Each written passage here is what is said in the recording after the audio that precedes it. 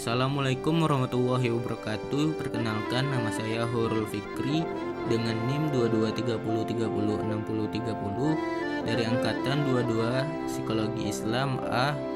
Tujuan saya di sini untuk memenuhi tugas mata kuliah Sejarah Peradaban Islam dengan dosen pengampu Dr. Yanti Mulia Roza, SSMA.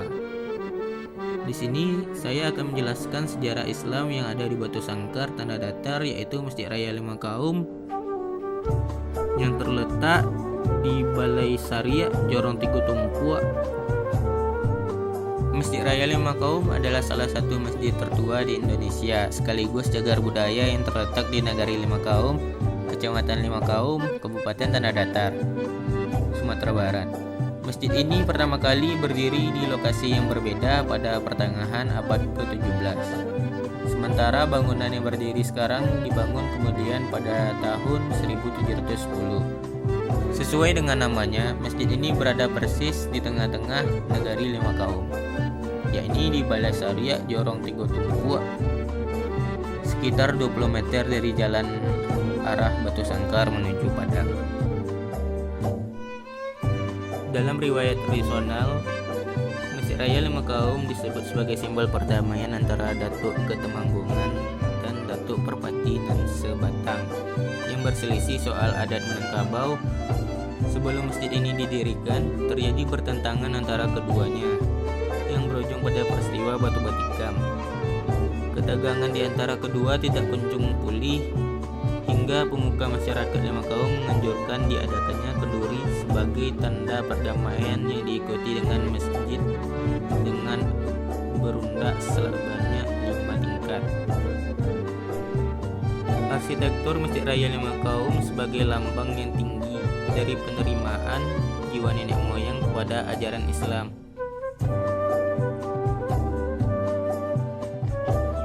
Dalam riwayat masyarakat Minang, Islam masuk Minangkabau dibawa oleh seorang ulama besar, yaitu Tuanku Syekh Burhanuddin yang pernah belajar di Daya, semacam pesantren.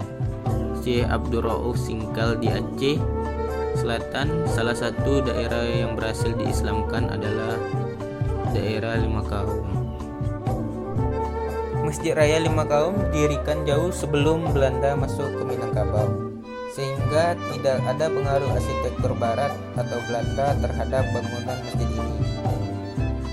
Arsitektur masjid ini umumnya dipengaruhi oleh corak Minangkabau dan berbentuk atap, merupakan sinkretisme antara Hindu-Buddha dengan Islam.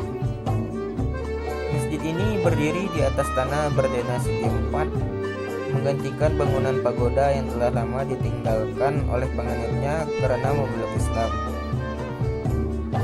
Atap masjid ini dibuat berundak-undak sebanyak 5 tingkat dengan permukaan atap yang tidak mendatar melainkan cekung.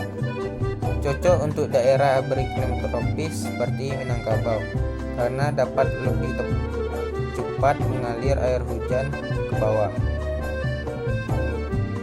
Antara tingkatan atap yang satu dengan yang lain terdapat celah untuk pencahayaan. Sementara pada tingkat teratas terdapat bangunan puncak berdena segi 8 yang memiliki beberapa jendela kaca dengan atap berbentuk limas. Dari atas bangunan ini kelihatan Danau Singkara.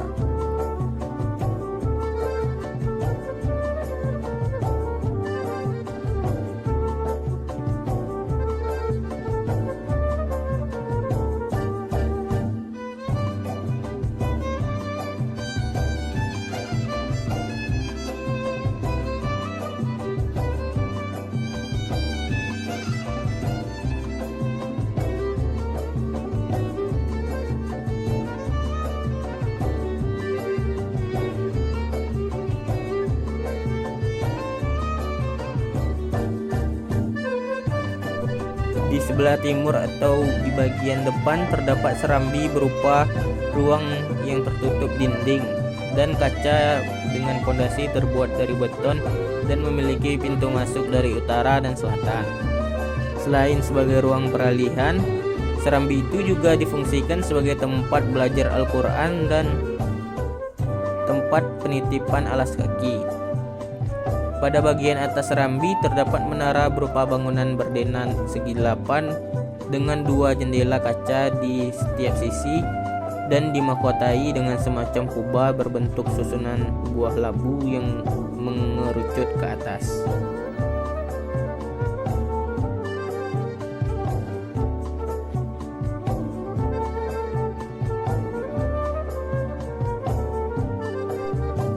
Di ruang utama yang berfungsi sebagai ruang sholat, terdapat tiang-tiang yang terbuat dari kayu dengan tiang utama berdiameter 75 cm dan tinggi mencapai 55 meter.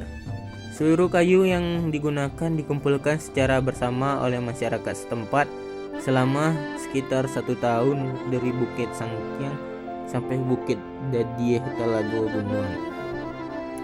Tiang utama ditutup dengan triplek sehingga membentuk segi 8 yang di dalamnya terdapat tangga naik ke puncak yang berbentuk spiral atau melingkar ke arah kiri. Pada bagian dinding di ruang utama terdapat beberapa jendela di setiap sisi, yaitu 6 di sisi utara dan selatan ditambah 4 di sisi barat dan timur. Dinding tersebut berupa papan, begitu pula dengan lantai, kecuali lantai di bagian mihrab yang telah diganti dengan keramik. Pembangunan masjid ini dilakukan secara bersama-sama oleh masyarakat setempat. Bangunannya terbuat dari kayu dan papan, mulai dari dinding hingga tiang, sementara atapnya yang semula dari ijuk telah diganti dengan seng. Dalam perkembangan selanjutnya, masjid ini juga mengalami beberapa perbaikan yang dilakukan secara swadaya, termasuk perbaikan dan pelebaran mihrab, pembuatan serambi, perbaikan dan pemasangan kaca pada jendela, penggantian bila-bila pada papan yang telah rapuh, dan pembuatan loteng.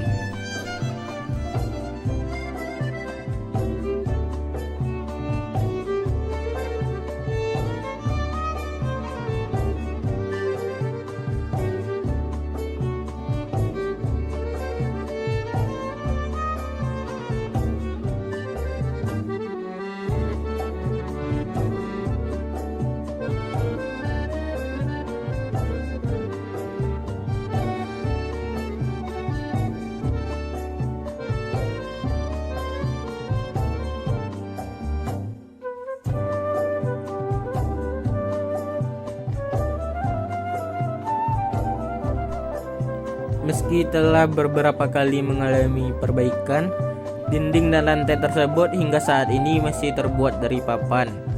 Begitu pula dengan tiang juga masih terbuat dari kayu.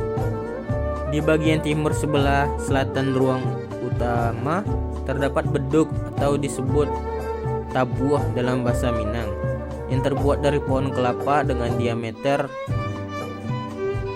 dari ujung ke ujung 27 cm sampai 60 cm dan panjang 220 cm.